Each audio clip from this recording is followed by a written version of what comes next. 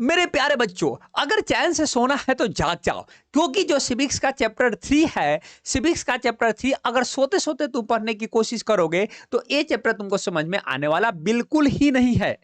Civics chapter 1 power sharing बहुत ही आसान chapter था, इजीली आपको समझ में आ गया होगा। सिविक्स चैप्टर 2 फेडरलिज्म वो भी बहुत ही आसान चैप्टर था, इजीली समझ में आ गया होगा। लेकिन जो सिविक्स चैप्टर 3 है, वो आपको इजीली समझ में नहीं आएगा। सिविक्स का सबसे टफेस्ट जो चैप्टर है, that is chapter 3।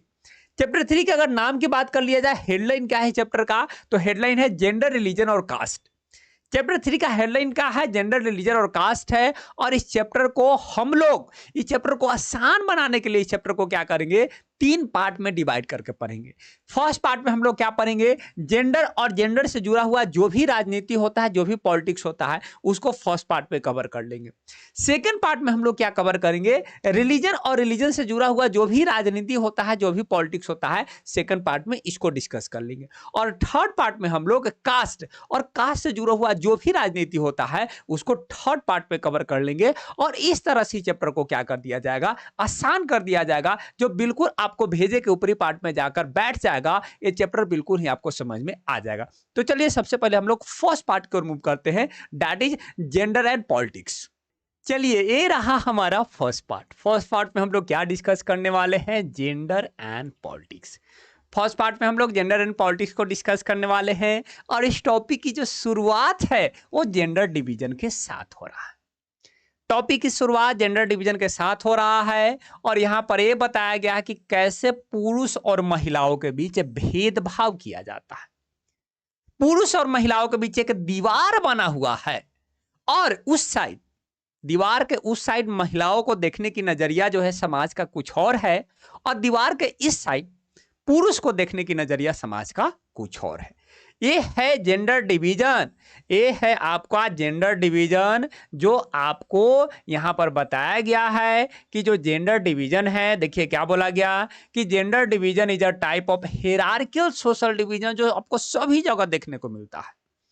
Gender division एक तरह का सोशल डिवीजन है। ये सोशल डिवीजन कैसा है, हियरार्किकल है। सोशल डिवीजन मतलब सामाजिक विभाजन, माने सामाजिक भेदभाव कह सकते हो। और एक ऐसा है हियरार्किकल है। हियरार्किकल कहने का मतलब ये होता है कि एक ग्रुप जो है वो दूसरे ग्रुप पर क्या कर रहा है, डोमिनेंस कर रहा है। एक ग्रुप दूसरे ग्रुप पर डोमिनेंस कर रहा है। और यहां पर डोमिनेंस जो है वो पुरुष को दिखाया गया कि जो पुरुष है वो महिलाओं पर क्या कर रहा है, डोमिनेंस कर रहा है। ओके। और इस डोमिनेंस को वर्क के बेसिस पर दिखाया गया है। इस डोमिनेंस को वर्क के बेसिस पर दिखाया गया है। देखिए क्या बोला गया कि gender division is reflected in the sexual division of labour in most family. ज्यादातर परिवार में आपको ये जो जेंडर डिवीजन है वो सेक्सुअल डिवीजन ऑफ लेबर के फॉर्म में देखने को मिल जाता है। अब ये सेक्सुअल डिवीजन ऑफ लेबर क्या है, तो जब काम को, व्हाट आई एम सेइंग, जब काम को सेक्स के बेसिस पर कि वो मेल है या फीमेल है, मतलब मेल के लिए अलग काम और फीमेल के लिए अलग काम, जब इस तरह से काम को डिवाइड करते हैं तो उस डिवीजन को ही क्या कहा जाता है, सेक्सुअल डिवीजन ऑफ लेबर कहा जाता है। ये बातें आपके बुक में दिया हुआ है। Gender division sexual division of labour के फॉर्म में आपको ज्यादातर सोसाइटी में देखने को मिल जाता है। जैसे कि देखिए महिलाएं जो है घर का सारा काम करती हैं, जैसे कुकिंग हो गया, क्लीनिंग हो गया, वॉशिंग हो गया, टेल्डिंग हो गया, इसके साथ साथ बच्चों की देखभाल हो गया। सेक्सुअल डिवीजन ऑफ लेबर के थ्रू बताया गया कि महिलाएं जो है घर का सारा काम कर रही हैं। ये मान लिया जा रहा है, पुरुष सिंपली सोचता है, पुरुषों का यह सोचना है कि जो घर का काम है वो सिर्फ और सिर्फ क्या है, महिलाओं के लिए है। घर का काम है तो महिलाएं ही करेंगी। और घर का जो बाहर का जो काम है, पुरुष का सोचना यह है कि घर का बाहर का काम मैं करूंगा। घर का बाहर का काम पुरुष, घर का अंदर का काम महिलाएं, है ना। आप अपने घर में भी देखते होंगे, घर का ज्यादातर काम कौन करते हैं, आपकी माँ करती होंगी या तो आपकी बहन करती होंगी। और घर का जो बाहर का जो काम है वो कौन करते होंगे, या तो आपके पिताजी करते होंगे या तो आपके बड़े भैया, छोटे भैया, या मतलब जो भी वो करते होंगे। ओके। लेकिन यहां पर देखिए क्या बोला गया कि अगर उसी जॉब को, मतलब जो काम घर पर महिलाएं कर रही हैं, अगर वही काम बाहर में अगर उसको पेमेंट किया जा रहा है तो पुरुष रेडी हो जाते हैं भाई कि हम करेंगे। अगर उसी काम की पेमेंट मिल रहा है तो पुरुष रेडी हो जा रहे हैं घर के बाहर कि हम करेंगे। जैसे ज्यादातर जो टेलर होते हैं वो पुरुष ही होते हैं। देख लीजिए, जो सिलाई मशीन जो बाहर में दुकान खोलकर बैठे हैं और जो सिलाई मशीन चलाते हैं वो ज्यादातर पुरुष ही चलाते हैं। होटलों में जो कुक देखते हो, होटलों में जो खाना बनाने वाले लोग होते हैं वो ज्यादातर कौन होते हैं? पुरुष ही होते हैं। ओके, ये बातें हो गई। इसके साथ साथ एक बात भी बोला गया है कि ऐसा नहीं है कि जो महिलाएं सिर्फ घर के अंदर ही काम करती हैं, कई सारे जगहों पर वो घर का बाहर भी काम करती है। जैसे गांव में बोला गया कि जो महिलाएं हैं घर से बाहर जाती हैं, पानी लाती हैं, इसके साथ साथ फ्यूल को भी कलेक्ट करती है, जंगल जाकर लकड़ियों को लाती है, कलेक्ट करती है खाना बनाने के लिए। इसके साथ साथ अगर रूरल एरिया है तो रूरल एरिया में वो क्या करती है? खेतों में जाकर भी काम करती है, धान रोपने का काम करती है, सिंचाई का काम करती है, सोने का काम करती है, तो खेतों में भी काम करती है। ओके, अगर अर्बन एरिया की बात कर लिया जाए तो अर्बन एरिया में जो पुअर वीमेन होती है वो डोमेस्टिक हेल्पर के रूप में दूसरे के घरों में जाकर काम करती है, एज अ मेड जो है दूसरे घरों में जाकर काम करती है। अगर मिडिल क्लास वीमेन की बात कर लिया जाए, शहरों में अगर मिडिल क्लास वीमेन की अगर बात कर लिया जाए तो जो मिडिल क्लास वीमेन होती हैं वो ऑफिस में जाकर काम करती है। लेकिन यहां पर समस्या उनके साथ ये हो जाता है कि जो ज्यादातर जो उनका काम है, महिलाओं के द्वारा जो ज्यादातर जो काम किया जा रहा है उसकी प्रॉपर वैल्यू नहीं दिया जाता है, उसको पूरी तरह से रिकॉग्नाइज नहीं किया जाता है। ज्यादातर जो उनका काम है वो अनपेड है, जिसकी पेमेंट नहीं होती है। ओके, अब ये चीजें हैं जो आपको हजारों साल से आपको सोसाइटी में देखने को मिल जाता है, और ये रिप्रेजेंट कर रहा है जेंडर डिवीजन को रिप्रेजेंट कर रहा है। आप यहां भी देख लीजिए, यहाँ फिगर दिखाए गए हैं कि महिलाएं कैसे घर का अंदर का काम कर रही हैं और पुरुष जो है कैसे घर के बाहर का काम कर रही। अब ये हजारों साल से जो है इंडियन सोसाइटी में एग्जिस्ट कर रहे थे। अब ये सबका रिजल्ट क्या हुआ? ये सबका रिजल्ट क्या हुआ? जो लेबर डिवीजन किया गया है मेल और फीमेल के बेसिस पर, उसका रिजल्ट क्या हुआ? तो रिजल्ट ये हुआ कि जो महिलाओं का जो रूल है, ऐसे अगर देखा जाए टोटल पॉपुलेशन में, तो टोटल पॉपुलेशन में 50% पॉपुलेशन महिलाओं का है और 50% पॉपुलेशन पुरुष का है।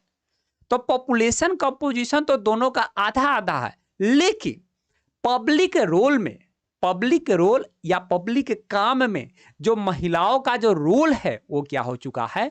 बहुत ही कम हो चुका है। बाहर निकलकर महिलाएं काम बहुत कम कर रही है, और ये अच्छी बात नहीं है पूरे देश के पॉइंट ऑफ व्यू से, पूरे राज्य के पॉइंट ऑफ व्यू से।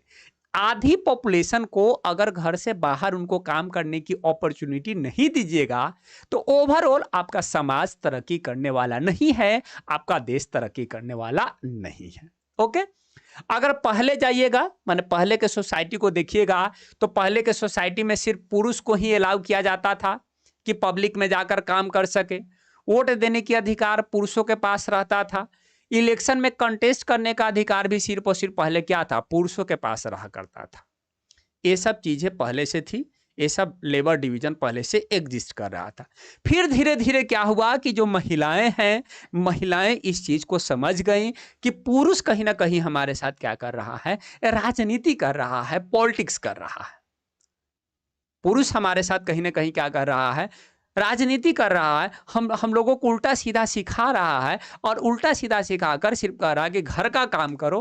अब महिलाएं कहें कि नहीं, हम घर के से बाहर भी निकलेंगे और घर का बाहर का भी काम हम करने में सक्षम हैं और उस काम को करेंगे भी। तो जेंडर इशू रेज होने लगा। जेंडर इशू, इसी को जेंडर इशू बोला गया। जेंडर इशू रेज होने लगा, और पूरे वर्ल्ड की जो महिलाएं हैं वो खुद को ऑर्गेनाइज करने लगी और इसके साथ साथ इक्वल राइट्स के लिए प्रोटेस्ट करने लगी। महिला मोर्चा जिंदाबाद, महिलाएं ग्रुप बना रही हैं और प्रोटेस्ट कर रही हैं, आंदोलन कर रही हैं, ताकि उनको भी इक्वल राइट्स मिल सके, ताकि वो भी घर से बाहर निकलकर वैसे कामों को कर सके जिससे उनको पैसा मिल सके, और वो भी एक तरह का इंडिपेंडेंट वीमेन, एक इंडिपेंडेंट ह्यूमन बीइंग बन सके। ओके, ये जो प्रोटेस्ट है, ये प्रोटेस्ट डिमांड कर रहे हैं कि महिलाओं का जो पॉलिटिकल स्टेटस है और जो लीगल स्टेटस है उसको बेहतर किया जाए। इसके साथ साथ उनका जो एजुकेशनल अपॉर्चुनिटी और जो करियर अपॉर्चुनिटी है उसको भी सुधारा जाए। भाई महिलाओं को प्रॉपर एजुकेशन मिले, महिलाओं को क्या मिलना चाहिए, प्रॉपर एजुकेशन मिलना चाहिए। ये सब आंदोलन में बातें की जा रही है, ये सब आंदोलन में बातें की जा रही है कि महिलाओं को प्रॉपर एजुकेशन मिलना चाहिए, कैरियर अपॉर्चुनिटी मिलना चाहिए, महिलाएं भी साइंटिस्ट बन सके, डॉक्टर बन सके। ये सब आंदोलन में बातें की जा रही है कि महिलाएं भी पुरुषों से कम नहीं है।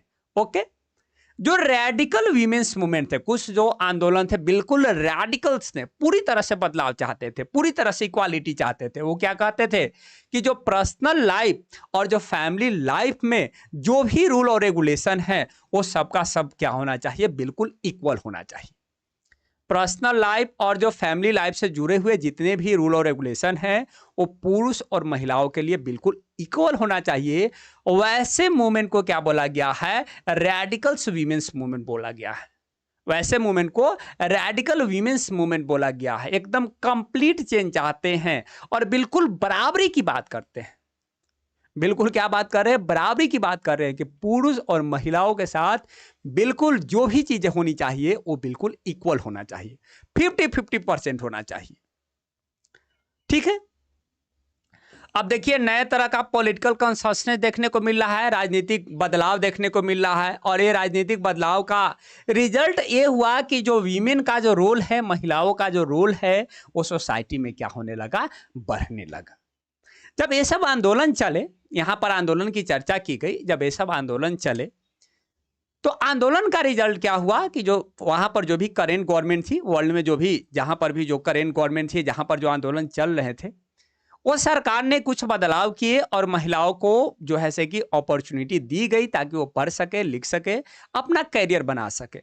और लास्टली रिजल्ट आपको क्या देखने को मिल रहा है कि अब जो महिलाएं हैं, अब महिलाएं साइंटिस्ट के रूप में, डॉक्टर के रूप में, इंजीनियर के रूप में, लॉयर्स के रूप में, मैनेजर के रूप में, इसके साथ साथ कॉलेज और यूनिवर्सिटी टीचर के रूप में अपना करियर बनाने लगी।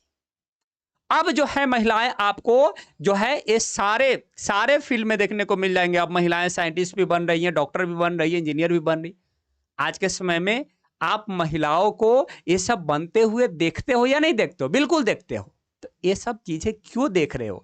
क्योंकि कुछ साल पहले मतलब लगभग आप चले जाइए मिड 17वीं सेंचुरी में चले जाइए, उस समय यूरोप में महिलाओं के द्वारा आंदोलन किया गया और उस सब आंदोलन का ही रिजल्ट ये हुआ कि वहां के सरकार ने उनको अधिकार दिया ताकि वो पढ़ लिख कर भी जो है कि क्या कर सके, सब करियर बना सके। ओके, यहां तक चीजें क्लियर है। कुछ देश में तो आप ये देखोगे जैसे स्कैंडिनेवियन कंट्री बोला गया, स्कैंडिनेवियन कंट्री में स्वीडन, नॉर्वे और फिनलैंड आता है। यहां पर जो महिलाओं का जो पार्टिसिपेशन है पब्लिक लाइफ में बहुत हाई है, वेरी। कुछ देश तो ऐसे हैं जहां पर महिलाओं का जो पार्टिसिपेशन है वो सोसाइटी में बहुत ज्यादा क्या हो चुका है, इंक्रीज हो चुका है। ये अच्छी बात है, दैट्स अ गुड थिंग। मैंने सबसे पहले आपको जेंडर डिवीजन की चर्चा की गई कि जेंडर डिवीजन क्या है, कैसे पहले काम को पहले डिवाइड करके रखा गया था। बताया गया कि ये जो खास काम है वो महिलाएं कर सकती हैं और बाहर का काम जो है वो पुरुष कर सकता है। ठीक है, फिर क्या हुआ कि ये सब चीजों को आगे आने वाले समय में महिलाएं समझ गई, फिर वो प्रोटेस्ट करने लगी और प्रोटेस्ट का फिर रिजल्ट ये हुआ कि महिलाओं को अधिकार मिल गया और अब जो महिलाएं हैं ये सब जो है साइंटिस्ट, डॉक्टर वगैरह ये सब अब वो बन सकती है। अब जो है महिलाओं की जो स्थिति है वो क्या हो चुकी है, बेहतर हो चुकी है। चलिए, ये तो हो गया, वर्ल्ड वाइज हो गया। अब यहां पर है कि महिलाओं का जो स्टेटस है वो भारत में क्या है। वर्ल्ड वाइज तो हम लोग देख लिए कि ठीक है, वर्ल्ड वाइज उनकी स्थिति कई सारे यूरोपियन कंट्री में उनकी सुधर गई, but what about the status of women in India? Bharat में महिलाओं की स्टेटस क्या है? तो भारत में बोला गया कि आज भी जो महिलाएं हैं वो बहुत ज्यादा क्या हैं, वो पुरुष से पीछे हैं। चेंजेस हुए हैं, इंडिपेंडेंस के बाद उनके लाइफ में बदलाव हुए हैं, इसमें कोई दोहराया नहीं है। बिल्कुल ये बात सच है कि इंडिपेंडेंस के बाद महिलाओं के लाइफ में बदलाव आए हैं, लेकिन फिर भी ओवरऑल अगर आप देखते हो तो आज भी जो महिलाएं हैं वो पुरुष से बहुत ज्यादा क्या हैं, पीछे हैं। आज भी जो हमारा जो सोसाइटी है वो सोसाइटी क्या है, मेल डोमिनेटेड सोसाइटी है। आज भी जो हमारा सोसाइटी है, सोसाइटी क्या है, मेल डोमिनेटेड सोसाइटी है। ये बात हम क्यों बोल सकते हैं, क्योंकि भारत में रहने वाली महिलाओं के साथ आज भी भेदभाव किया जाता है और उन भेदभाव की यहाँ पर 4 पॉइंट के थ्रू चर्चा किया गया है। ये चारों पॉइंट क्लेरिफाई कर रहा है कि महिलाओं के साथ कैसे भेदभाव किया जाता है और उस भेदभाव का ही रिजल्ट है कि महिलाएं अभी भी हमारे देश में बहुत पीछे हैं। चारों पॉइंट को एक एक करके डिस्कस कर लेते हैं। फर्स्ट पॉइंट लिटरेसी रेट है। फर्स्ट पॉइंट क्या है, लिटरेसी रेट। और लिटरेसी रेट में यह बताया गया कि महिलाओं का जो लिटरेसी रेट है वो सिर्फ और सिर्फ 54% है, जबकि हमारे देश में पुरुषों का जो लिटरेसी रेट है वो कितना है, 76%।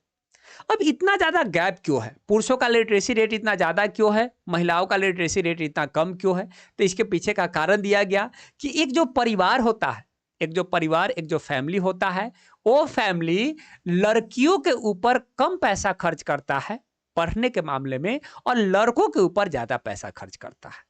अगर लड़का पढ़ने में भोंदू है, फिर भी परिवार की इच्छा यही है कि लड़कों पर ज्यादा पैसा खर्च किया जाए, लड़का को ही डॉक्टर, इंजीनियर, आईएएस बनाया जाए, लड़की को स्कूल करने के बाद, इंटरमीडिएट करने के बाद उसको शादी ब्याह करा दिया जाए। तो एक कारण है कि पुरुषों का जो लिटरेसी रेट है वो ज्यादा है और महिलाओं का लिटरेसी रेट कम है। एक तरह का भेदभाव है एजुकेशन के पॉइंट ऑफ व्यू से। सेकेंड पॉइंट की अगर बात कर लिया जाए तो अनपेड वर्क। अगर ऑन एन एवरेज देखोगे तो जो इंडियन वीमेन है, भारतीय जो महिलाएं हैं, वो 1 घंटा ज्यादा काम करती हैं पुरुषों के कंपेयर में।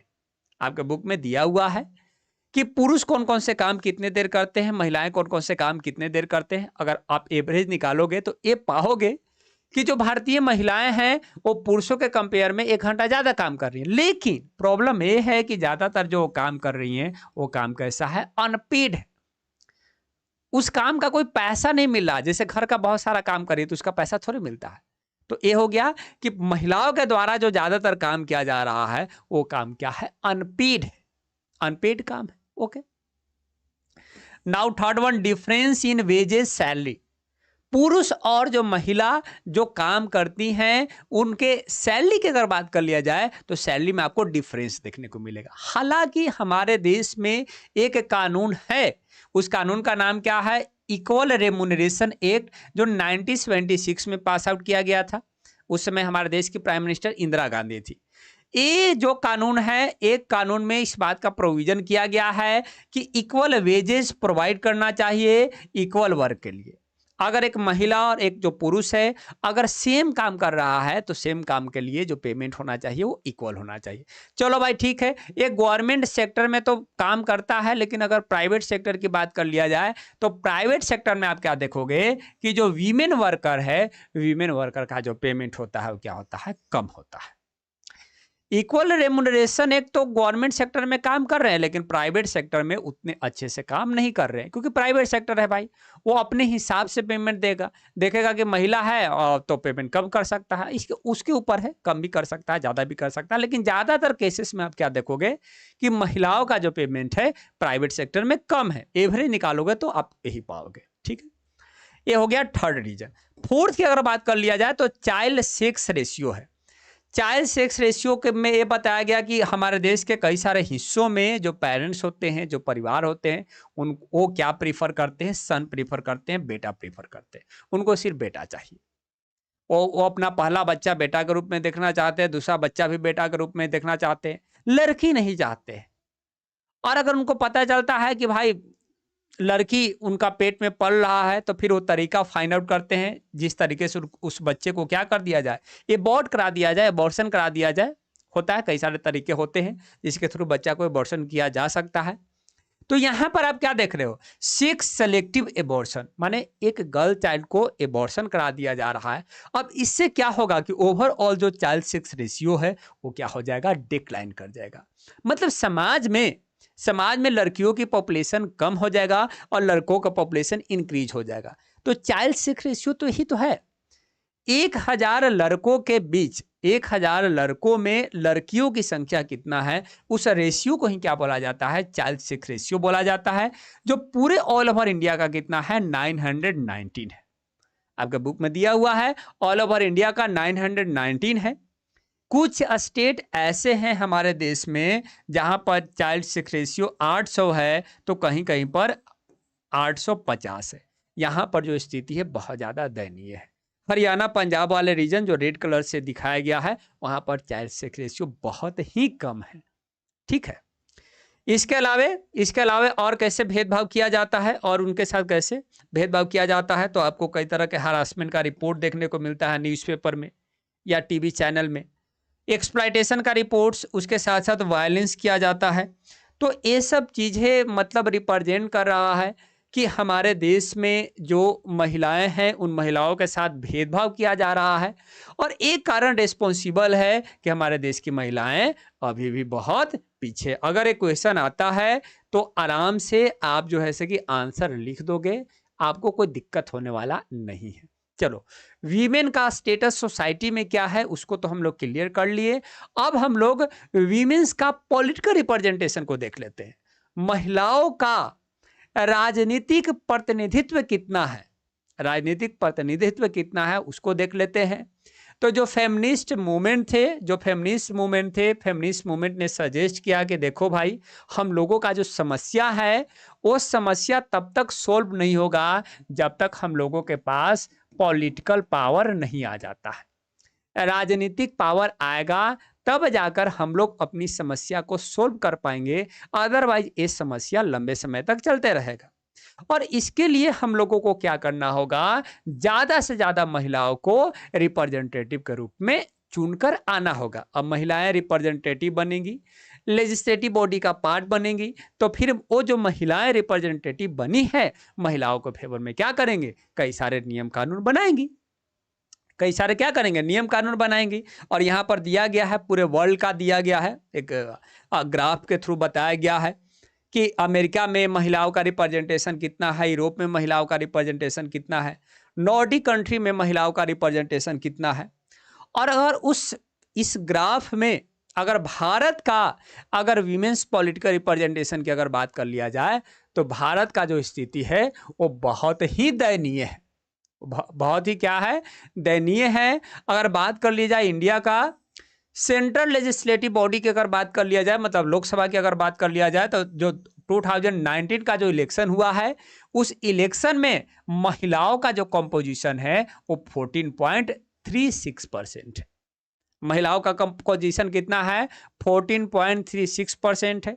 जो स्टेट असेंबली है, स्टेट में जो लेजिस्लेटिव बॉडी है, वहां पर अगर महिलाओं की रिप्रेजेंटेशन की बात कर लिया जाए तो वो 5% से कम है, वहां पर भी क्या है, 5% से कम है। और जो वर्ल्ड एवरेज है, अगर वर्ल्ड एवरेज की बात कर लिया जाए तो वर्ल्ड एवरेज 23.5% है। और हमारे देश में देखिए ना, सेंट्रल लेवल पर 14.36% है। मतलब इस रिस्पेक्ट में आप क्या देखोगे, तो भारत जो है वो जो वर्ल्ड एवरेज है, वर्ल्ड एवरेज से भी क्या है, बहुत नीचे है। वर्ल्ड एवरेज इतना है, वर्ल्ड एवरेज से भी क्या है, बहुत नीचे है। तो these are the status of women in India. पहले सोसाइटी के केस में हम लोगों ने देखा, और उसके बाद हम लोगों ने पॉलिटिकल स्फीयर में हम लोग देखते हैं कि महिलाओं का रिप्रेजेंटेशन या महिलाओं का स्थिति क्या है। अब एक क्वेश्चन और बन सकता है जो आमतौर पर बनता है कि क्या तरीके हैं, what are the ways to improve the condition of women, क्या तरीके हैं जिन तरीकों का यूज करते हुए महिलाओं के कंडीशन को बेहतर किया जा सकता है। ये 2 नंबर में आमतौर पर क्वेश्चन पूछ दिया जाता है। 23 में भी क्वेश्चन पूछा गया है, 24 में भी पूछा गया है, 25 में भी पूछा गया। कई सारे सेट होते हैं तो एक आध सेट में क्वेश्चन रहता है। तो अगर तरीकों की बात कर लिया जाए तो पहला हुआ कि लिटरेसी रेट को क्या करेंगे, इंक्रीज करेंगे। जो लिटरेसी रेट कम है तो उस लिटरेसी रेट को इंक्रीज करेंगे, ज़्यादा से ज़्यादा लड़कियों को पढ़ाएंगे लिखाएंगे। अगर लड़कियां पढ़ी लिखी होंगी तो उनको ज़्यादा से ज़्यादा पढ़े लिखे वाले जॉब उनको मिल जाएंगे। तो लिटरेसी रेट लिखकर इसको एक्सप्लेन कर देना है कि लिटरेसी रेट को क्या करना है, इंक्रीज करना है। इससे उनकी स्थिति क्या होगा, बेहतर होगा। सेकंड क्या है, increase political representation. Political representation को क्या करेंगे, इंक्रीज करेंगे। अब पॉलिटिकली वो चुनकर आएंगी तो अपने लिए और बहुत ज़्यादा नियम कानून बनाएंगी, महिलाओं को और ज़्यादा से ज़्यादा अधिकार मिलेगा। तो पॉलिटिकल रिप्रेजेंटेशन को क्या करना है, इंक्रीज करना है। जैसे हमारे देश में लोकल सेल्फ जो गवर्नमेंट है, लोकल सेल्फ गवर्नमेंट में आप क्या देखते हो कि 33% जो सीट है वो क्या कर दिया गया है, महिलाओं के लिए रिजर्व कर दिया गया है। अगर इसी तरह का प्रोविजन सेंट्रल लेजिस्लेटिव बॉडी और अगर स्टेट लेजिस्लेटिव बॉडी में भी कर दिया जाए तो महिलाओं का जो रिप्रेजेंटेशन है वो क्या हो जाएगा, इंक्रीज हो जाएगा। तो स्थिति भी बेहतर होगा, स्थिति भी क्या होगा, बेहतर होगा। ठीक है, आगे क्या है, equal opportunity of job. Job के लिए जो अपॉर्चुनिटी है वो भी क्या होना चाहिए, पुरुष और महिला के लिए क्या होना चाहिए, इक्वल होना चाहिए। तो ये 3 तरीके हैं जिन 3 तरीकों के थ्रू महिलाओं के कंडीशन को क्या कर सकते हो, बेहतर कर सकते हो। और यहां पर जो हमारा फर्स्ट पार्ट है वो फर्स्ट पार्ट क्या हो गया, कंप्लीट हो गया। यहां पर फर्स्ट पार्ट हमारा कंप्लीट हो जाता है। ठीक है, first part 1 is going to be completed here. उम्मीद है कि चीजें आप लोगों को समझ में आया होगा। सबसे पहले हम लोग जेंडर डिवीजन की बात करते हैं कि जेंडर डिवीजन क्या है, जेंडर डिवीजन का इम्पैक्ट क्या हुआ, कैसे आंदोलन चले, कैसे महिलाओं की स्थिति बेहतर हुई, भारत में महिलाओं की स्थिति क्या है, सोसाइटी में महिलाओं की स्थिति क्या है, और पॉलिटिकल जो बॉडी है, पॉलिटिकल बॉडी में महिलाओं की स्थिति क्या है। बस यही पर तो चैप्टर खत्म है। Gender in politics is going to be completed here. Part 2 में हम लोग नेक्स्ट वन को करेंगे। हेलो एवरीवन, कैसे हो आप लोग? उम्मीद करते कि आप लोग बहुत अच्छे होंगे और आप लोगों की तैयारी भी बहुत अच्छे से चल रही होगी। आप सभी विद्यार्थी का अपने इस यूट्यूब चैनल में स्वागत करते हैं, वेलकम करते हैं। और आज हम लोग सिविक चैप्टर 3 का सेकंड पार्ट करने वाले हैं और इस सेकंड पार्ट में हम लोग next type of social division की बात करेंगे, जो किस पर बेस्ड होगा, रिलीजन पर बेस्ड होगा, जो धर्म पर बेस्ड होगा। पार्ट 1 में हम लोग जेंडर डिवीजन की चर्चा कर चुके हैं। अब पार्ट 2 की बारी है और पार्ट 2 में हम लोग जो सोशल डिवीजन डिस्कस करने वाले हैं वो सोशल डिवीजन किस पर बेस्ड है, रिलीजन पर बेस्ड है, धर्म पर बेस्ड है। यो कह ले कि हम लोग इस चैप्टर में रिलीजियस डिफरेंसेस को डिस्कस करने वाले हैं। रिलीजन के बेसिस पर जो डिफरेंस है, जो अंतर है, उसको यहाँ पर कवर अप किया गया है। आपके बुक में जो टॉपिक दिया हुआ है उस टॉपिक की अगर बात कर लिया जाए तो टॉपिक क्या है, वो टॉपिक है religion, communalism and politics. Book में यही टॉपिक दिया हुआ है, यहीं से आपका इस टॉपिक की शुरुआत हो रही है। और इस टॉपिक में सबसे पहले रिलीजन को पॉलिटिक्स से कनेक्ट कर दिखाया जाएगा, फिर कम्युनलिज्म को पॉलिटिक्स से कनेक्ट करके दिखाया जाएगा। ओके, और शुरू में जैसा कि देखिए बोला गया कि जो रिलीजियस डिवीजन है, religious division is not as universal as gender division, but this is a wide spread in the world.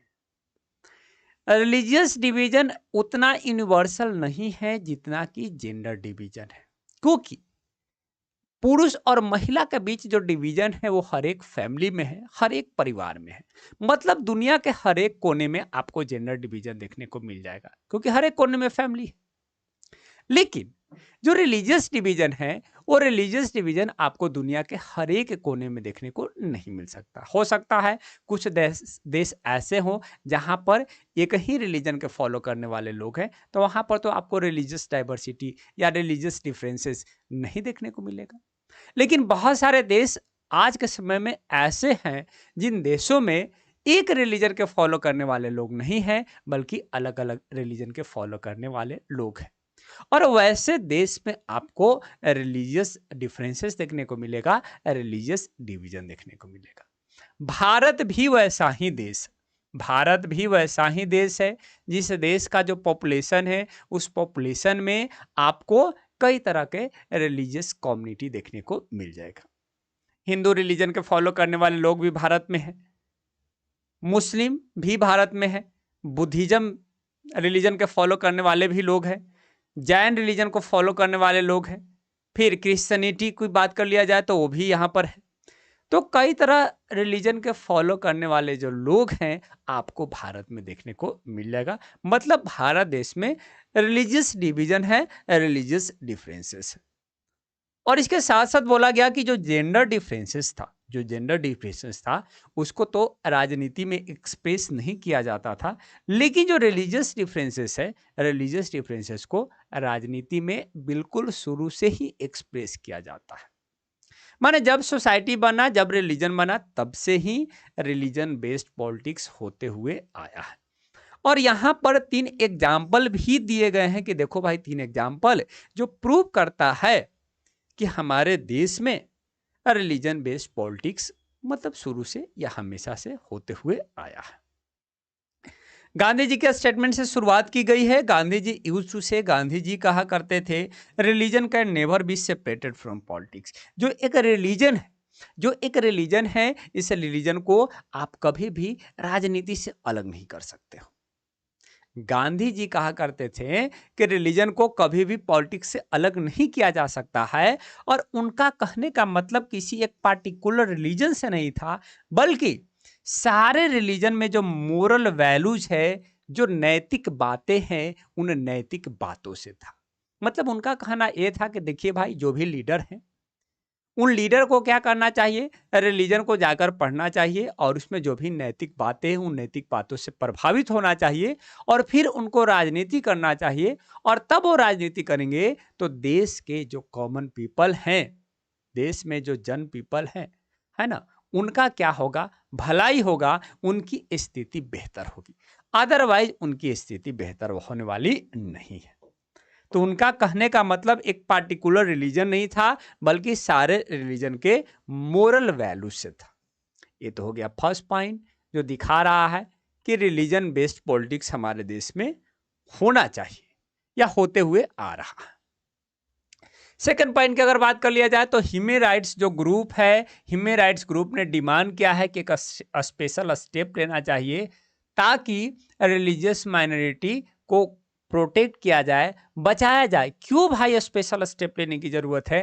क्योंकि ह्यूमन राइट्स ग्रुप का ये कहना है कि हमारे देश में जो कम्युनल राइट्स होता है, जो दंगे फसाद होते हैं, उस दंगे फसाद में उस व्यक्ति को दोषी मान लिया जाता है जिस व्यक्ति का जो रिलीजन है, वो रिलीजन उस देश में माइनॉरिटी में है, उसकी पॉपुलेशन कम है। इसलिए ह्यूमन राइट्स ग्रुप का कहना है कि भाई रिलीजियस माइनॉरिटीज को प्रोटेक्ट करने के लिए, बचाने के लिए एक स्पेशल स्टेप लेने की जरूरत है। ओके, यहां भी चीजें क्लियर है। अब आइए महिलाओं के द्वारा जो आंदोलन चलाए गए हैं उस आंदोलन की बात कर लिया जाए। तो जो वीमेंस मूवमेंट है, वीमेंस मूवमेंट भी डिमांड की है कि देखिए भाई, सारे रिलीजन के जो फैमिली लॉज है, उस फैमिली लॉज को चेंज करने की जरूरत है, क्योंकि ये फैमिली लॉज कहीं ना कहीं महिलाओं के साथ क्या करती है, भेदभाव करती है। जितने भी रिलीजन है, उस रिलीजन में जो फैमिली लॉज है वो महिलाओं के साथ भेदभाव कर रहा है। महिलाओं की जो स्थिति है वो पुरुषों के कंपेयर में कम आका गया है। इसलिए उन सारे फैमिली लॉज को क्या करने की जरूरत है, चेंज करने की जरूरत है, ताकि एक इक्वालिटी एस्टेब्लिश हो सके पुरुष और महिला के बीच। चलो, ये जो तीनों एग्जाम्पल है, ये तीनों एग्जाम्पल शो कर रहे हैं कि रिलीजन और पॉलिटिक्स के बीच कहीं ना कहीं क्या है, एक रिलेशनशिप है, एक संबंध है। ये तीनों एग्जाम्पल शो कर रहे हैं कि रिलीजन और पॉलिटिक्स का एक संबंध है।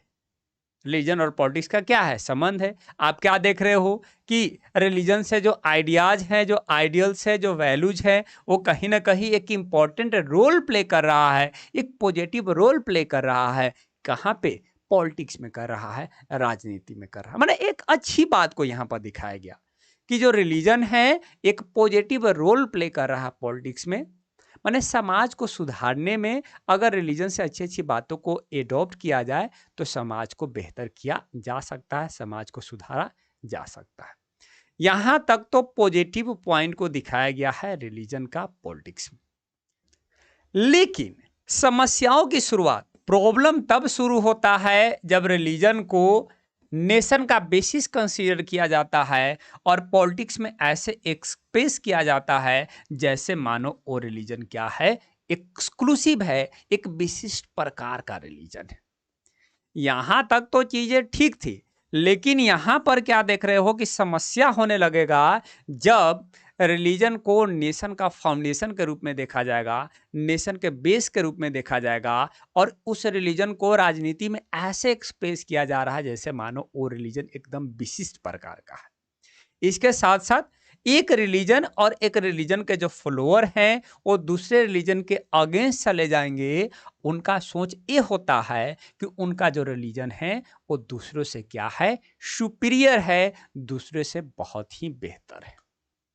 और इस तरह से अगर रिलीजन का यूज हो रहा है पॉलिटिक्स में, इस तरह से रिलीजन पॉलिटिक्स में यूज किए जा रहे हैं, तो इस खास तरह के पॉलिटिक्स को क्या कहा जाता है, कम्युनल पॉलिटिक्स बोला जाता है। ये खास तरह के पॉलिटिक्स को क्या बोलते हो, कम्युनल पॉलिटिक्स बोलते हो। और जो कम्युनल पॉलिटिक्स होता है that is based on the idea that religion is the principal basis of the social community. Social community का प्रिंसिपल बेसिस क्या होना चाहिए, रिलीजन होना चाहिए। अब यहां पर समस्या होने लगा। अब जो रिलीजन का पॉलिटिक्स में जो यूज हो रहा है, ये दिखा रहा है कि कहीं ना कहीं प्रॉब्लम क्रिएट हो सकते हैं। अब देखिए, communism involves the flowing. Communism में क्या क्या चीजें इन्वॉल्व होता है, उन चीजों की यहां पर चर्चा की गई है। अगर कोई व्यक्ति बोल रहा है कि कम्युनिज्म है, तो कम्युनिज्म में ये सब टर्म्स, ये सब पॉइंट आपको देखने को मिल जाएगा। क्या क्या चीजें देखने को मिल जाएगा, followers of a particular religion must belong to one community and their fundamental interests are same। एक रिलीजन और एक रिलीजन के जो फॉलोअर हैं उनका क्या कहना है कि देखो भाई, इस रिलीजन के जितने भी कम्युनिटी है वो सारे कम्युनिटी क्या होना चाहिए, एक होना चाहिए। माने मेरे रिलीजन के लोग हैं वो बिल्कुल एक होना चाहिए, दूसरे रिलीजन मानने वाले लोगों की यहाँ पर कोई जगह नहीं है। और हमारा जो इंटरेस्ट होना चाहिए, माने कोई भी एक जो रिलीजन है, उस रिलीजन जो कम्युनिज्म से प्रभावित हो गया है, उसका कहना यह है कि हम लोगों का इंटरेस्ट भी एक होना चाहिए, हम लोगों का गोल, हम लोगों का उद्देश्य भी एक होना चाहिए। अगर किसी भी तरह का डिफरेंस हो रहा है तो ये डिफरेंस हम लोगों के लिए सही नहीं है, कम्युनिटी लाइफ के लिए सही नहीं है। कम्युनिज्म में सब बातें बताई गई है, कम्युनिज्म में ऐसा बातें बताई गई। It also follow that people who follow different religions can not belong to the same social community. जो दूसरे रिलीजन के फॉलो करने वाले लोग हैं, उस सोशल कम्युनिटी से बिलोंग नहीं कर सकते, उनका सोशल कम्युनिटी अलग है, उनका सोशल कम्युनिटी अलग है और इनका सोशल कम्युनिटी अलग है। माने अलग अलग रिलीजन के जो फॉलो करने वाले लोग हैं वो अलग अलग जगहों पर रहेंगे, उनका फंडामेंटल इंटरेस्ट सेम होगा, किसी भी तरह का डिफरेंस नहीं होना चाहिए, ठीक है ना। इसके साथ साथ अगर इसके एक्सट्रीम फॉर्म में जाओगे, अगर इसके एक्सट्रीम फॉर्म में जाओगे तो communism leads to believe that people belong to different religion can not live as equal citizens.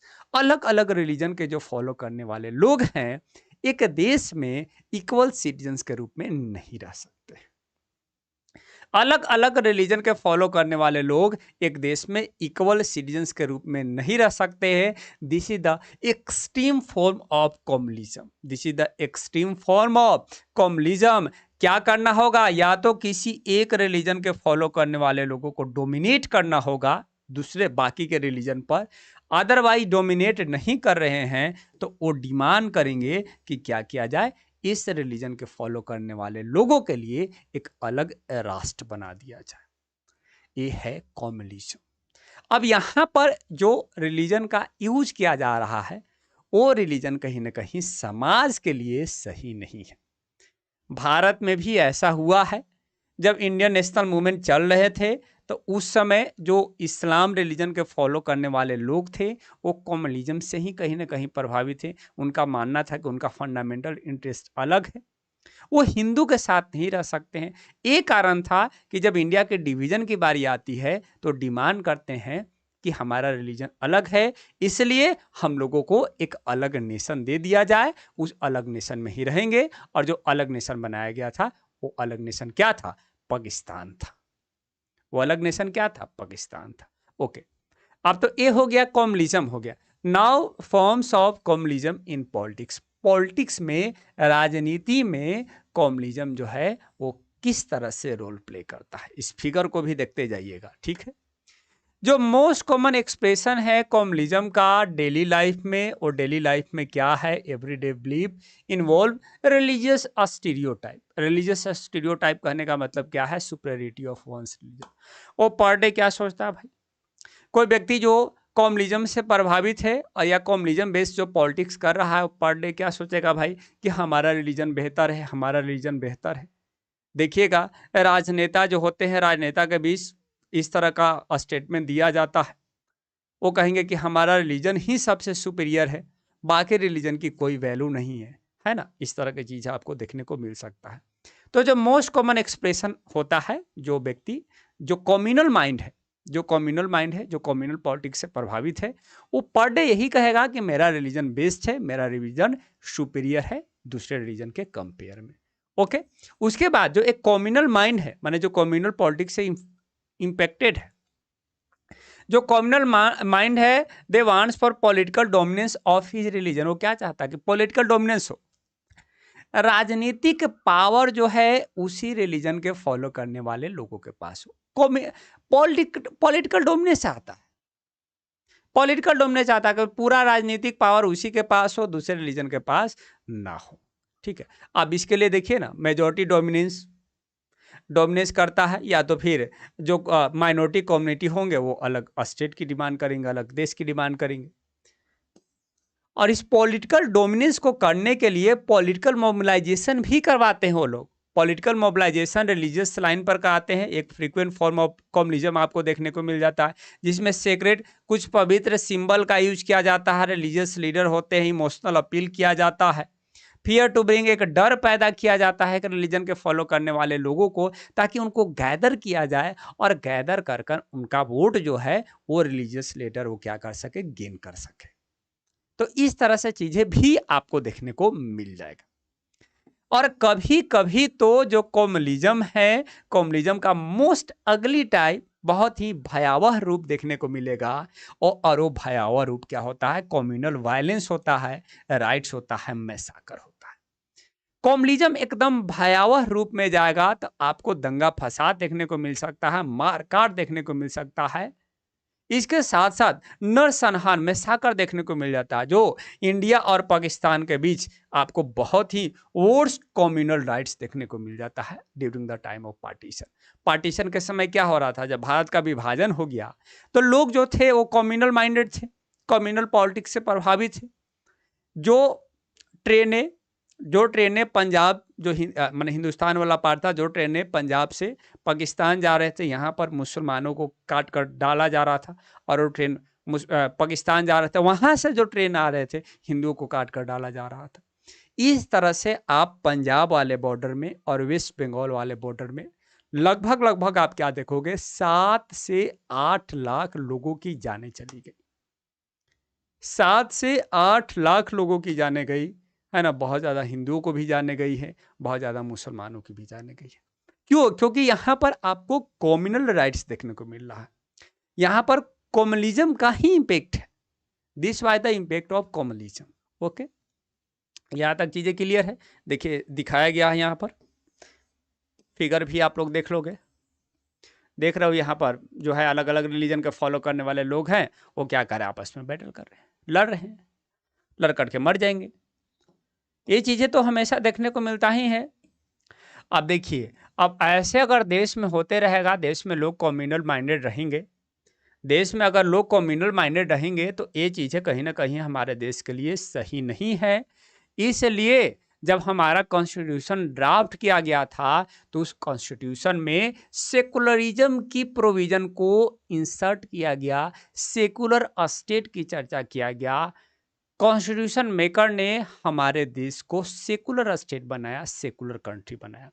Okay, communalism कहीं ना कहीं एक मेजर चैलेंज है डेमोक्रेसी के लिए हमारे देश में। ये कारण है कि हम लोगों ने सेकुलर स्टेट के मॉडल को चुना है। अब प्रोविजन क्या है, कॉन्स्टिट्यूशन में क्या प्रोविजन किए गए हैं सेकुलरिज्म के रिगार्डिंग, उस प्रोविजन की यहाँ पर चर्चा की गई है। पहला प्रोविजन क्या है, there is no official religion for Indian state. भारत में जितने भी स्टेट है या भारत में जो सेंट्रल गवर्नमेंट है, किसी भी स्टेट और सेंट्रल गवर्नमेंट के लिए कोई एक ऑफिशियल रिलीजन नहीं है। माने भारत का अपना खुद का एक ऑफिशियल रिलीजन नहीं है। भारतीय गवर्नमेंट ये एक्सेप्ट नहीं करता कि मेरा ऑफिशियल रिलीजन है, सारे रिलीजन को एक नज़रों से कंसीडर करता है। तो पहला ये हुआ कि किसी भी रिलीजन को ऑफिशियल रिलीजन डिक्लेयर नहीं किया गया। सेकंड पॉइंट की अगर बात कर लिया जाए, सेकंड प्रोविजन की बात कर लिया जाए जो कॉन्स्टिट्यूशन में मेंशन किया गया है, वो क्या है? तो कॉन्स्टिट्यूशन प्रोवाइड करता है कि सारे जो इंडिविजुअल, सारे जो कम्युनिटी है, उनके पास फ्रीडम है कि जिस भी रिलीजन को फॉलो कर रहे हैं उस रिलीजन को प्रोफेस कर सकते हैं, प्रैक्टिस कर सकते हैं और प्रोपोगेट कर सकते हैं। प्रोफेस का मतलब होता है आस्था दिखाना, आप उस रिलीजन के प्रति आस्था दिखा सकते हो। प्रैक्टिस कर सकते हो, जाकर मंदिर हो गया, चर्च हो गया, मस्जिद हो गया, जाकर आपको पूजा वजा जो भी करना है आप कर सकते हो। प्रोपोगेट, उसकी प्रचार प्रसार भी कर सकते हो। सेकंड प्रोविजन ये किया गया है कि देखो भाई, कोई भी रिलीजन के फॉलो करने वाले लोग हो, आपको कोई दिक्कत नहीं है, आप अपना रिलीजन को क्या करो, फॉलो करो, आपको टेंशन लेने की जरूरत नहीं है। कॉन्स्टिट्यूशन प्रोहिबिट करता है, मना करता है कि रिलीजन के बेसिस पर किसी भी व्यक्ति के साथ भेदभाव हमारे देश में नहीं होना चाहिए। कॉन्स्टिट्यूशन में ये बात लिखा हुआ है कि रिलीजन के बेसिस पर हमारे देश में किसी भी इंडिविजुअल के साथ, किसी भी व्यक्ति के साथ भेदभाव नहीं होना चाहिए। इसके साथ साथ कॉन्स्टिट्यूशन अलाउ करता है कि देखो भाई, जो रिलीजन का जो मैटर है, उस रिलीजन के मैटर में स्टेट इंटरवेन कर सकता है। माने सरकार इंटरवेन तभी करेगा जब लगेगा कि देखो भाई, उस रिलीजन में जो अलग अलग रिलीजियस कम्युनिटी है, उस अलग अलग रिलीजियस कम्युनिटी के बीच एक समानता नहीं है, माने इक्वालिटी नहीं है। माने जो अलग अलग रिलीजियस कम्युनिटी है, एक रिलीजियस कम्युनिटी दूसरे रिलीजियस कम्युनिटी को एक्सप्लॉइट कर रहा है, शोषण कर रहा है, तब वैसे केस में सरकार को पावर दिया गया है कि सरकार जो है उस रिलीजन में कुछ बदलाव कर सकता है। जैसे ट्रिपल तलाक जो इंट्रोड्यूस किया गया था, तो ट्रिपल तलाक इसी बेसिस पर इंट्रोड्यूस किया गया था कि महिलाओं के साथ कहीं ना कहीं शोषण किया जा रहा है। ये रिलीजन का मैटर था, ये इस्लाम रिलीजन का मैटर था। इसको चैलेंज भी किया गया था कोर्ट में कि भाई ये मेरा रिलीजन का मैटर है, सरकार इसमें कैसे बदलाव कर सकता है। तो सुप्रीम कोर्ट तो साफ बोला कि भाई देखिए, आपका रिलीजन का मैटर है, लेकिन आप क्या कर रहे हो, महिलाओं के साथ आप भेदभाव कर रहे हो, उसका शोषण कर रहे हो। तो ये जो ट्रिपल तलाक है, ये कहीं ना कहीं ये जो कानून बना है बिल्कुल सही बना है। उस कानून में फिर कोई बदलाव नहीं है। सुप्रीम कोर्ट जो है, सुप्रीम कोर्ट का जो जजमेंट है वो कानून के फेवर में रहा। तो मतलब स्टेट गवर्नमेंट या सेंट्रल गवर्नमेंट इंटरवेन कर सकता है जब उस रिलीजन में अलग अलग जो कम्युनिटी है उनके बीच अगर भेदभाव होता है तो। ठीक है, तो what are the provision of the secular state that is going to be mention in the constitution. इसको आप याद रखिएगा, ये जो है क्वेश्चन आपको बोर्ड में पूछ दिया जाता है, ये क्वेश्चन बोर्ड में पूछ दिए जाते हैं। ठीक है, क्लियर है यहाँ तक? आप देख लो, फिगर वगैरह भी देख लो। यहाँ पर जो पार्ट 2 है, पार्ट 2 क्या हो जाता है, कंप्लीट हो जाता है। थैंक यू वेरी मच इस वीडियो को देखने के लिए। आप सभी विद्यार्थी का अपनी यूट्यूब चैनल में स्वागत करते हैं, वेलकम करते हैं। ये सिविक चैप्टर 3 का फाइनल पार्ट होगा और इस फाइनल पार्ट में हम लोग क्या डिस्कस करेंगे, कास्ट एंड पॉलिटिक्स को डिस्कस करेंगे। We are going to discuss about the caste and politics in this final part. अब तक हम लोग 2 तरह के सोशल डिवीजन की चर्चा कर चुके हैं। फर्स्ट जो सोशल डिवीजन था वो जेंडर के बेसिस पर था, जिसको आप जेंडर डिवीजन कहते हो। इसका जो राजनीति में इम्पैक्ट है वो बहुत हद तक क्या है, पॉजिटिव है, सकारात्मक। सेकेंड जो सोशल डिवीजन हम लोग डिस्कस करते हैं वो रिलीजन के बेसिस पर करते हैं, धर्म के बेसिस पर करते हैं, और इसका जो राजनीति में इम्पैक्ट है वो बहुत हद तक क्या है, निगेटिव है, नकारात्मक है। अब हम लोग फाइनल केस की ओर मूव करते हैं और फाइनल केस हमारा क्या है, caste and politics. Final case हमारा, फाइनल पार्ट हमारा कास्ट एंड पॉलिटिक्स है, और कास्ट का इम्पैक्ट जो पॉलिटिक्स पर है वो इम्पैक्ट आपको पॉजिटिव भी देखने को मिलेगा और निगेटिव भी देखने को मिलेगा। कास्ट का इम्पैक्ट पॉलिटिक्स पर पॉजिटिव और निगेटिव दोनों है। जेंडर का पॉजिटिव था, रिलीजियस डिफरेंसेस का निगेटिव था, लेकिन इसका पॉजिटिव और निगेटिव दोनों। ठीक है, तो चलिए शुरू करते हैं। तो कास्ट बेस्ड पॉलिटिक्स तो हम लोग बाद में देखेंगे, बाद में जानेंगे। उससे पहले हम लोग कास्ट सिस्टम को जान लेते हैं, जाति व्यवस्था को जान लेते हैं। उससे पहले हम लोग जाति व्यवस्था को जान लेते हैं। इस फिगर को देखिए, इस फिगर में आपको देखने को मिल रहा होगा कि यहाँ ब्राह्मण है, यहाँ क्या है, ब्राह्मण है, पहले नंबर पर ब्राह्मण है, फिर क्षत्रिय है, फिर वैश्य है, और फिर उसके नीचे क्या है, शूद्राज है या शूद्रा है। ठीक है, उसके भी अगर नीचे देखोगे तो आपको दलित नजर आएंगे। ये जो 4 वर्ण व्यवस्था देखने को मिल रहा है, ये 4 वर्ण व्यवस्था 1500 BC टू 600 BC के बीच भारतीय समाज के लिए बनाया गया था। इंडियन सोसाइटी को ये 4 पार्ट में इस टाइम पीरियड में डिवाइड कर दिया गया था। और इसके साथ साथ जो ब्राह्मण थे, ब्राह्मण का काम भी निर्धारित किया गया कि ब्राह्मणों का काम क्या होगा, मंत्रों का उच्चारण करना। क्षत्रिय का काम क्या होगा, वार में पार्टिसिपेट करना। वैश्य का काम क्या होगा, व्यापार करना। और शूद्रा का काम क्या होगा, इन तीनों वर्ण व्यवस्था की सेवा करना, सर्विस प्रोवाइड करना। तो इस तरह से भारतीय समाज को जो है से कि स्ट्रक्चर किया गया, इसकी संरचना को बनाया गया इस टाइम पीरियड में। ठीक है, अब हर एक वर्ण व्यवस्था में कई सारे जातियां हैं। ब्राह्मण में कई सारे जाति देखने को मिल जाएगा, क्षत्रिय में कई सारे जाति देखने को मिल जाएंगे, वैश्य में कई सारे जाति देखने को मिल जाएंगे, और शूद्राज में कई सारे जाति देखने को मिल जाएंगे। मतलब जो कास्ट सिस्टम है, वो कास्ट सिस्टम क्या है, भारत का सोशल स्ट्रक्चर।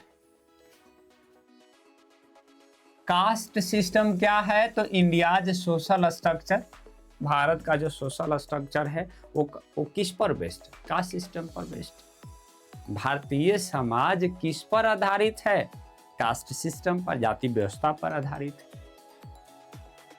और ये जो कास्ट सिस्टम है वो भारतीय समाज को क्या करता है, डिवाइड करता है on the basis of work, काम के बेसिस पर। पहले फिक्स हुआ करता था, लेकिन अब फिक्स नहीं है। अब फिक्स नहीं है क्योंकि अब कॉन्स्टिट्यूशन आ चुके हैं, डेमोक्रेसी आ चुके हैं। तो पहले वाले जो वर्ण व्यवस्था है अब पूरी तरह से काम नहीं कर रहे। उसके बाद यहाँ पर बोला गया कि सारे सोसाइटी में, माने हम लोग भारतीय समाज में तो देख रहे हैं कि एक तरह का सोशल इनइक्वालिटी है, सामाजिक असमानता है। मतलब एक ग्रुप का काम अलग है, दूसरे ग्रुप का काम अलग है। तो अगर इस तरह का जो चीज है, ऐसा नहीं है कि सिर्फ भारतीय समाज में है, बल्कि दूसरे समाज में भी रहे हैं। जैसे यूरोप का हिस्ट्री हम लोग पढ़ते हैं क्लास 9 फ्रेंच रिवॉल्यूशन में, तो आप फ्यूडल सिस्टम में क्या देखते हो कि यूरोपियन सोसाइटी को 3 पार्ट में डिवाइड किया गया है।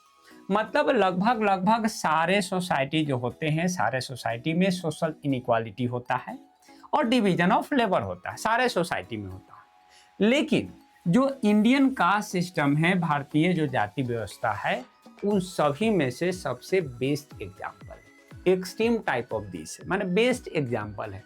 मतलब काम का जो डिवीजन है यहाँ पर बिल्कुल रिजिड वे में हुआ है कि नहीं भाई, ब्राह्मणों का काम मंत्रों उच्चारण है, मतलब मंत्र का ही उच्चारण करना है, वो कोई और काम नहीं कर सकते। क्षत्रिय का काम अगर वार में पार्टिसिपेट करना है तो वार में ही पार्टिसिपेट करना है, वो व्यापार नहीं कर सकते।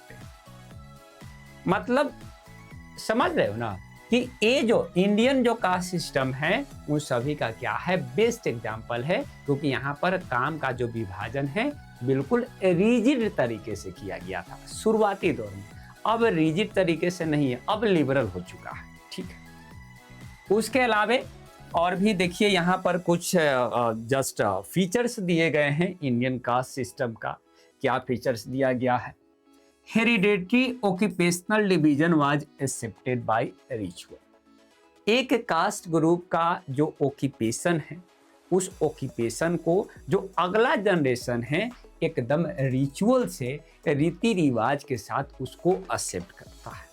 मतलब ब्राह्मण का काम अगर मंत्रों उच्चारण है तो ब्राह्मण का जो बेटा है उसको उस काम को, माने मंत्रों उच्चारण के काम को एक रीति रिवाज के थ्रू एक्सेप्ट करेगा।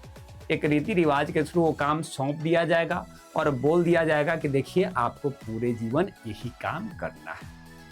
मतलब ओक्यूपेशन का जो डिवीजन है और उसको जो एक्सेप्ट किया जा रहा है बिल्कुल रीति रिवाज के थ्रू एक्सेप्ट किया जा रहा है। ओके, उसके बाद क्या देखते हो, एक कास्ट ग्रुप के जितने भी मेंबर होते हैं एक सोशल कम्युनिटी के रूप में रहते हैं, एक अलग सामाजिक समूह के रूप में रहते हैं।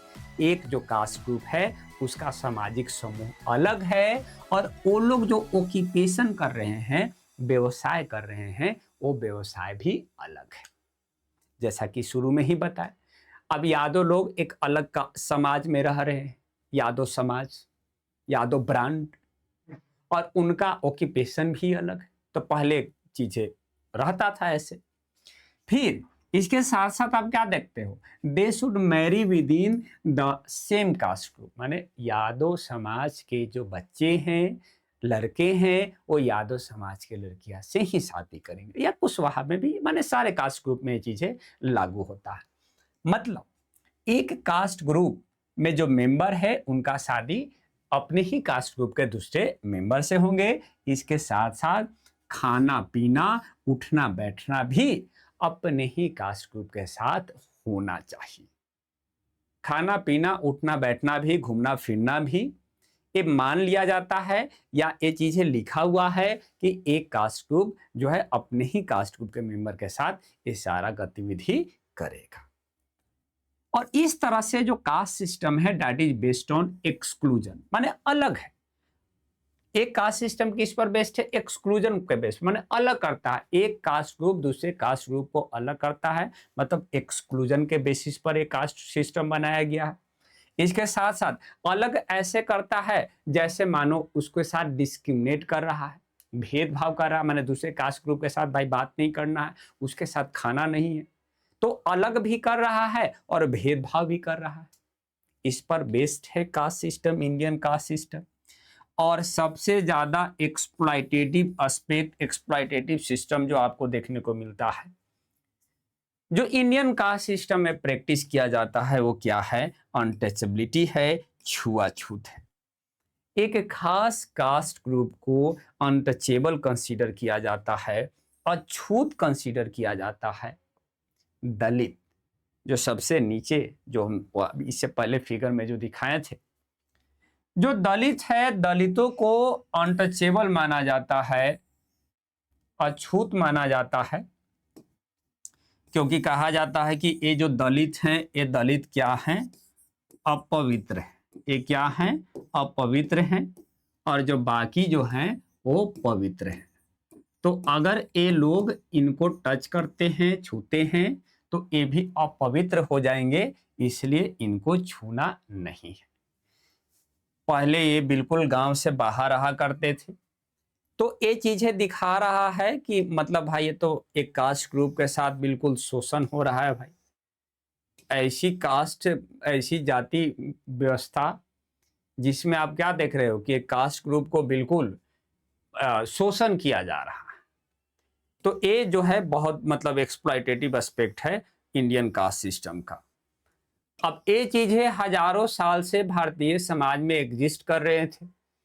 फिर मॉडर्न एरा आता है, और मॉडर्न एरा में बहुत सारे जो लोग हैं अलग अलग कास्ट से, लोअर कास्ट से भी बहुत सारे जो लोग हैं वो पढ़ते हैं, लिखते हैं, और फिर वो प्रयास करते हैं कि ये जो कास्ट इनइक्वालिटी है, कि एक कास्ट ग्रुप को अछूत माना जा रहा है, अनटचेबल माना जा रहा है, और एक कास्ट ग्रुप दूसरे कास्ट ग्रुप के साथ भेदभाव किया कर रहा है, इस कास्ट सिस्टम को कहीं ना कहीं क्या किया जाए, ब्रेक किया जाए, तोड़ा जाए, खत्म किया जाए। Breaking the old notion of casteism, जो कास्टिज्म का जो पुरानी विचार है, उस पुरानी विचार को क्या करना, तोड़ना। तोड़ने का जो प्रयास है मॉडर्न एरा में हुआ है। सोशल रिफॉर्मर, सामाजिक सुधारक जैसे ज्योतिबा फूले हो गए, गांधी जी हो गए, ज्योतिबा फूले के बाद गांधी जी हो गए, महात्मा गांधी हो गए, डॉक्टर बी.आर. अंबेडकर हो गए, पेरियार रामास्वामी नयकर हो गए। जो एडवोकेट कर रहे हैं कास्ट इनइक्वालिटी के लिए एडवोकेट कर रहे हैं, मतलब अपनी बातें रख रहे हैं कि देखिए कास्ट इनइक्वालिटी गलत है, ऐसा नहीं होना चाहिए। काम कर रहे हैं, they are working for the removal of caste inequality, जो जातीय असमानता बना हुआ है उसके लिए वो एडवोकेट कर रहे हैं, माने उसको खत्म करने का प्रयास कर रहे हैं।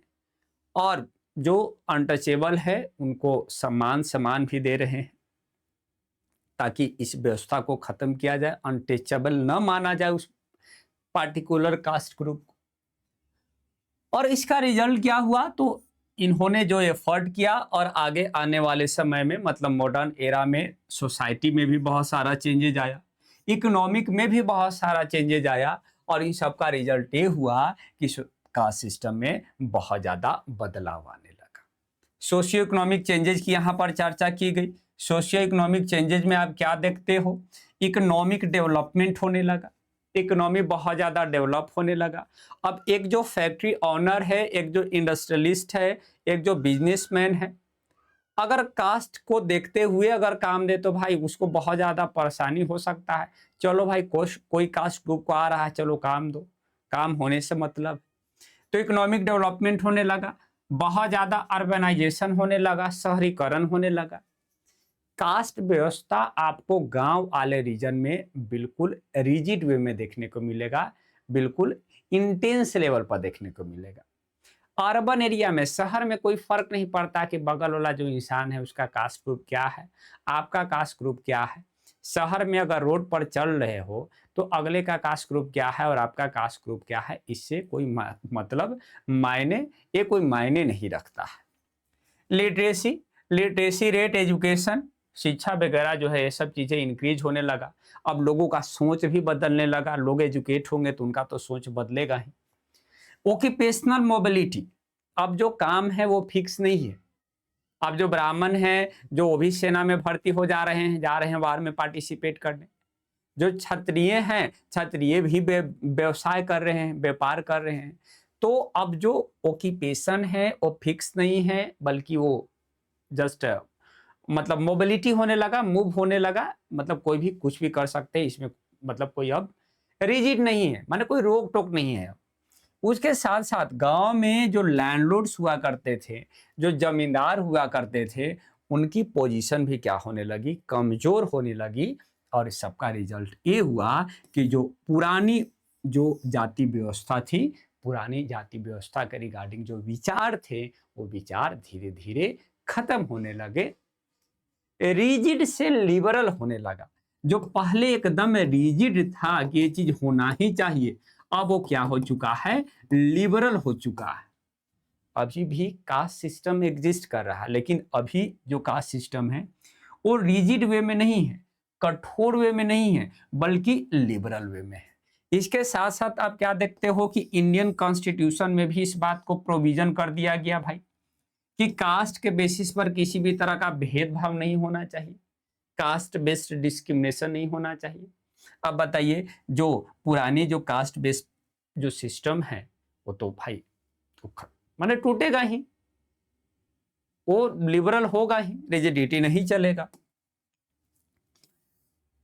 लेकिन हालांकि देखिए आपके बुक में एक बात भी बोला गया कि ठीक है वो कमजोर हुआ है, कमजोर हुआ है, जो ओल्ड कास्ट सिस्टम था वो वीक तो जरूर हुआ है, लेकिन पूरी तरह से जो कास्ट सिस्टम है, पूरी तरह से जो कास्ट सिस्टम है हमारे कंटेम्प्रेरी इंडिया से डिसअपियर नहीं हुए और नहीं होगा। जो जाति व्यवस्था है पूरी तरह से भारतीय समाज से खत्म नहीं हो सकता है और होना भी नहीं चाहिए, कोई दिक्कत नहीं है। लेकिन जो भेदभाव हो रहा है उस भेदभाव को क्या कर देना है, खत्म कर देना है। जो ऊंच नीच बना हुआ है जाति के बेसिस पर, उसको खत्म करना है। सारी जो कास्ट ग्रुप है एक समान रहे, कोई दिक्कत नहीं है, ठीक है।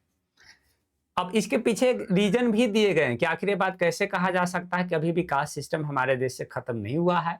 तो आज भी क्या देखते हो कि लोग जो हैं जो शादी करते हैं अपने ही कास्ट ग्रुप में शादी करते हैं, साधारण सी बात है, आप भी अपने ही कास्ट ग्रुप में शादी करोगे। अनटचेबिलिटी जो छुआछूत है अभी भी पूरी तरीके से खत्म नहीं हुआ है। दूर दराज गांव में चले जाओगे, दूर दराज गांव में चले जाओगे तो एक खास कास्ट ग्रुप जो है वो गांव से बाहर रहते हैं और बाकी जो कास्ट ग्रुप हैं उसको छूना पसंद नहीं करते हैं, उससे दूर रहते हैं, ठीक है। Caste continue to be closely link to the economic status. और आज भी जो जाति है, जाति इंडिकेट करता है, रिप्रेजेंट करता है उसके इकोनॉमिक स्टेटस को। कोई अगर भूमिहार है, कोई एक ब्राह्मण है, तो आमतौर पर आपको यही देखने को मिलेगा कि उसके पास पैसे ज्यादा हैं। मतलब इकोनॉमिक स्टेटस को आज भी जो पुरानी वाली जो वर्ण व्यवस्था है वो उसको क्या कर रहा है, रिप्रेजेंट कर रहा है। ये हुआ कास्ट सिस्टम, और कास्ट सिस्टम को कैसे तोड़ा गया उसके रिगार्डिंग जो प्रयास किए गए हैं वो प्रयास हुए। ठीक है, यहां पर कास्ट सिस्टम कंप्लीट हो जाता है। अब कास्ट बेस्ड पॉलिटिक्स को देख लेते हैं। चलो अब हम लोग कास्ट बेस्ड पॉलिटिक्स को देख लेते हैं। हमारे देश और हमारे राज्य की जो राजनीति होती है वो जाति पर आधारित होती है। कैसे जाति पर आधारित होती है, उन्हीं चीजों को यहाँ पर डिस्कस किया गया है। बोर्ड में क्वेश्चन आमतौर पर यही पूछ दिया जाता है कि just how can caste take various forms in politics. जो कास्ट है वो राजनीति में क्या रोल प्ले करता है। You have to describe the role of caste in politics and you can write this point. आप ये सब पॉइंट को लिख सकते हो और आपको 3 आउट ऑफ 3 मार्क्स आपको मिल जाएगा, एक भी नंबर कटने वाला नहीं है। चलो देख लेते हैं। पहला पॉइंट क्या है कि when party choose candidate in election they keep in mind the caste composition of electorate. जब एक पॉलिटिकल पार्टी कैंडिडेट को चुनता है इलेक्शन के लिए, चुनाव के लिए, जो भी पॉलिटिकल पार्टी है, चाहे आम आदमी पार्टी हो, चाहे कांग्रेस हो या चाहे बीजेपी हो, कहीं पर चुनाव हो रहा है और उस चुनाव में जब अपने कैंडिडेट को चुनता है कि मान लो कि एक जगह है, उस जगह से किसी कैंडिडेट को चुनना है, तो वो पार्टी देखता है कि वो जो जगह है उस जगह में किस कास्ट ग्रुप का पॉपुलेशन ज्यादा है, किस कास्ट ग्रुप का वोटर ज्यादा है, और जिस कास्ट ग्रुप का वोटर ज्यादा होता है उसी कास्ट ग्रुप के कैंडिडेट को चुन लिया जाता है ताकि उसको वोट मिल सके और वो कैंडिडेट जीत सके। तो यहाँ पर जो राजनीति हो रहा है वो किस पर बेस्ड हो रहा है, जाति पर बेस्ड हो रहा है। उसके बाद जीतकर जब आते हैं, सरकार बनाते हैं, गवर्नमेंट बनाते हैं, तब गवर्नमेंट बनाने के बाद जो पॉलिटिकल पार्टी है इस बात का ख्याल रखता है, इस बात का ख्याल रखता है कि पूरे राज्य में या पूरे देश में जो अलग अलग कास्ट ग्रुप है उसका पॉपुलेशन क्या है। मान लो कि एक कास्ट ग्रुप ए है, उसका पॉपुलेशन परसेंटेज अगर 10% है, तो भाई कम से कम उसको 1-2 मिनिस्ट्री देना जरूरी है, उस कास्ट ग्रुप से 1-2 मिनिस्टर का बनाना जरूरी है ताकि उस कास्ट ग्रुप को सेटिस्फाइड रखा जाए, संतुष्ट रखा जाए। नहीं तो नाराज हो जाएगा और अगले इलेक्शन में वो उस पार्टी को वोट ही नहीं देगा। तो सरकार बनने के बाद भी अलग अलग कास्ट ग्रुप का ध्यान रखना बेहद ज्यादा जरूरी हो जाता है पॉलिटिकल पार्टी के लिए। ओके, उसके बाद जो पॉलिटिकल पार्टी और जो कैंडिडेट जो इलेक्शन में होते हैं, जब चुनाव प्रचार करने जाते हैं तो कास्ट सेंटिमेंट बेस्ड अपील करते हैं। कहते कि भाई हमको वोट दीजिए, हमको वोट दीजिएगा तो हम आपके कास्ट ग्रुप से बिलोंग करते हैं, इस जाति का क्या कर देंगे, विकास कर देंगे। तो कास्ट बेस्ड सेंटिमेंट जो है वो पॉलिटिकल पार्टी के द्वारा किया जाता है, अपील किया जाता है, कैंडिडेट अपील करता है कि आप हमको वोट दीजिए, हम आपके कास्ट ग्रुप से हैं, हमारा कास्ट का क्या होगा, डेवलपमेंट होगा, विकास होगा, हम अपने कास्ट पर ज्यादा ध्यान देंगे। यही तो हुआ कास्ट बेस्ड जो है अपील करना। ठीक है, हालांकि यहां पर बोला गया कि हमारे देश में यूनिवर्सल एडल्ट फ्रेंचाइज है। जो भी एडल्ट है हमारे देश में, जो भी एडल्ट है जिनका एज 18+ है, सबको वोटिंग राइट दिया गया है। इसके साथ साथ सारे मतलब जो एक पर्सन है, एक पर्सन का जो वोट वैल्यू है वो वोट वैल्यू भी क्या है, एक है। और इस चीज ने कहीं ना कहीं पॉलिटिकल पार्टी को कंपेल किया, मजबूर किया सोचने पर कि जो सारे कास्ट ग्रुप हैं वो लगभग क्या है, इक्वल है। अब कोई कास्ट ग्रुप जो है वो ऊपर नीचे माने ऊंच नीच अब किसी भी कास्ट ग्रुप में नहीं है, क्योंकि सारे कास्ट ग्रुप में जो मेंबर हैं, सारे मेंबर के पास जो वोटिंग राइट है, उस वोट की जो वैल्यू है वो वैल्यू क्या है, एक ही है। तो इस तरह से आप क्या देख रहे हो कि हमारे देश में, हमारे राज्य में जो है जो राजनीति हो रहा है वो जाति के आधार पर हो रहा है। ओके, चलो आगे देखते हैं। तब यहां पर एनसीईआरटी में क्वेश्चन पूछा गया है कि क्या हमारे देश में जो इलेक्शन रिजल्ट है, इलेक्शन रिजल्ट टोटली कास्ट ही डिफाइन करता है, कास्ट ही डिटरमाइन करता है या नहीं करता है। मतलब आपको बताना है, कुछ रीजन बताना है और इस रीजन में ये स्पष्ट करना है कि जो कास्ट बेस्ड पॉलिटिक्स होता है वो पूरी तरह से इलेक्शन रिजल्ट को डिटरमाइन नहीं करता। हाँ, राजनीति हो रहा है, कास्ट बेस्ड पॉलिटिक्स हो रहा है, लेकिन एक कास्ट बेस्ड पॉलिटिक्स पूरी तरह से इलेक्शन रिजल्ट को डिटरमाइन नहीं करता है। ये एनसीईआरटी में क्वेश्चन दिया गया है। कैसे भाई, कैसे, आप क्या तर्क दोगे? तो देखो तर्क क्या है, तो हमारे देश में कोई भी पार्लियामेंट्री कॉन्स्टिट्यूएंसी ऐसा नहीं है, पार्लियामेंट का जो कॉन्स्टिट्यूएंसी है हमारे देश में कोई भी ऐसा नहीं है जिसमें आपको क्या देखने को मिलेगा, एक सिंगल कास्ट जो मेजॉरिटी में है। ये देखिए, ये हमारे देश में जो लोकसभा के जो कॉन्स्टिट्यूएंसी है, लोकसभा के कॉन्स्टिट्यूएंसी को यहाँ पर दिखाया गया। यहाँ पर कोई भी एक ऐसा कॉन्स्टिट्यूएंसी नहीं है जहां पर एक कास्ट ग्रुप, जैसे मान लो कि ये है, उस कास्ट ग्रुप का जो पॉपुलेशन परसेंटेज है वो 65% है। मतलब कोई भी ऐसा कास्ट ग्रुप है ही नहीं जो मेजॉरिटी में है। किसी का 20% है, तो किसी का 30% है, तो किसी का 40% है, तो किसी का 5% है, ऐसी सिचुएशन है। तो अब यही कारण है कि जो एवरी कैंडिडेट, जो भी कैंडिडेट वहां पर खड़ा होगा, अगर सिर्फ वो चाहेगा कि हम सिर्फ अपने कास्ट ग्रुप के थ्रू हम इलेक्शन को जीत जाए, तो ऐसा नहीं हो सकता है। उसको दूसरे कास्ट ग्रुप का वोट भी जो है अपने सपोर्ट में लेना होगा। ओके, उसके बाद चलिए, ये तो बातें ये हो गई। सेकेंड पॉइंट की अगर बात कर लिया जाए तो no party wins the votes of all the voter of a caste group. कोई भी एक पार्टी ऐसा नहीं है जो एक सिंगल कास्ट जो कास्ट ग्रुप है, उस कास्ट ग्रुप के सारे मेंबर उसको वोट करते, मेजॉरिटी कर देते, 70% कर देंगे, लेकिन उस कास्ट के कुछ तो ऐसे लोग होंगे ना जो दूसरे पार्टी को भी वोट करे। तो ये बातें हो गई। कोई भी पार्टी ऐसा नहीं है जो एक कास्ट ग्रुप के सारे वोटर को अपने सपोर्ट में ले सके, सारे वोटर उनको वोट कर सके। ठीक है, उसके बाद जो कई सारे जो पॉलिटिकल पार्टी है, जब उनको पता चलता है कि मान लो कि एक कास्ट ग्रुप का पॉपुलेशन सबसे ज्यादा है, तो सारे पॉलिटिकल पार्टी क्या करेंगे, जो एक कास्ट ग्रुप है उसी से अपना कैंडिडेट बना देंगे। तो फिर से तो मैटर वही हो गया। अब जो लोग हैं, लोग खुद अब यहाँ टेंशन में हो गए कि भाई किस कैंडिडेट को वोट। जो आम आदमी पार्टी ने जो कैंडिडेट बनाया है वो भी यही कास्ट ग्रुप से है, और जो कांग्रेस बनाया है कैंडिडेट वो भी कास्ट ग्रुप ए से ही है, और जो बीजेपी बनाया है वो भी तो यही कास्ट ग्रुप से ही। तो वैसे में भाई फिर से दिक्कत हो गया। फिर से अब जो उस कैंडिडेट को सिर्फ अपने कास्ट का ग्रुप का जो मेंबर है वो वोट दे देगा, उससे जीत नहीं जाएगा, दूसरे कास्ट ग्रुप का वोट अपने फेवर में लेना ही पड़ेगा।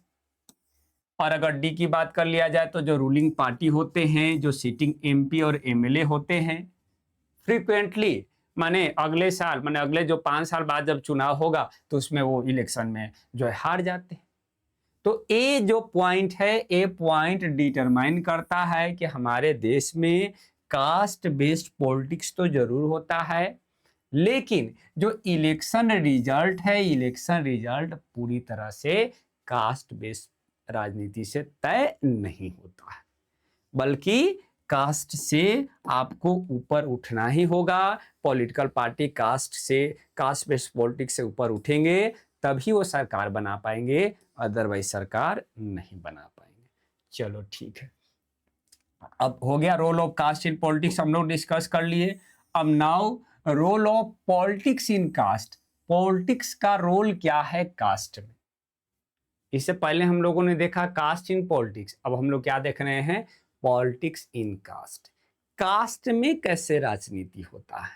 ओके, बोला गया यहां पर कि it is not politics that get caste ridden, it is the caste that gets politicized too। सिर्फ राजनीति ही नहीं है जो जातिग्रस्त है, राजनीति में तो जातिगत का इन्वॉल्वमेंट है ही है, लेकिन जाति में भी राजनीति होता है, जाति में भी राजनीति होता है। सिर्फ राजनीति में ही जाति का होना मतलब वो तो एग्जिस्ट कर ही रहा है, लेकिन इसके साथ साथ जो जाति है वहाँ भी राजनीति आपको देखने को मिल जाएगा। कैसे देखने को मिलेगा? आज के समय में क्या हो रहा है, कास्ट को कैसे पॉलिटिसाइज किया जा रहा है, राजनीति में कैसे जाति हो रहा है, तो सॉरी जाति में कैसे राजनीति हो रहा है। तो क्या देखते हो कि जो हर एक कास्ट ग्रुप है वो हर एक कास्ट ग्रुप अब बड़ा बनने का प्रयास कर रहा है। जो हर एक कास्ट ग्रुप है वो बड़ा बनने का प्रयास कर रहा है। कैसे बड़ा बन रहा है? तो by incorporating within it neighbouring cast.